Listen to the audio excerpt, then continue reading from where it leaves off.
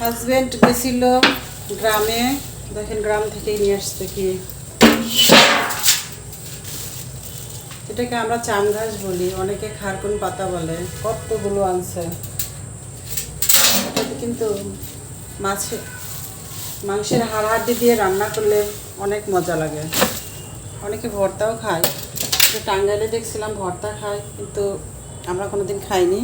তারপরে এইদিকে দেখেন আম নিয়ে আসছে গাছের। কলাটা গেলে নিয়ে আসে, বিশেষ করে এই যে অনেক বড় বড় কলা অনেক কমে পাওয়া যায় আমাদের এলাকায়। আর এদিকে একটা কাঁঠাল নিয়ে আসছে, এবছরের প্রথম কাঁঠাল খাবো। আর যে গাছের লাউ, আর এইটা মনে হয় আমার আম্মা দিছে, এখনো শুনি নাই। বাড়ি গেলে সবাই দেয়।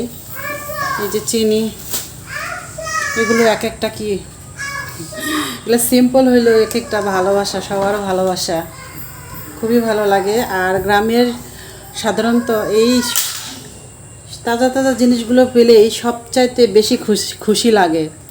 মাছ মাংসর দরকার নেই, এগুলোই মনে শাকসবজি হইলে একদম শান্তি, আর কিচ্ছু লাগে না।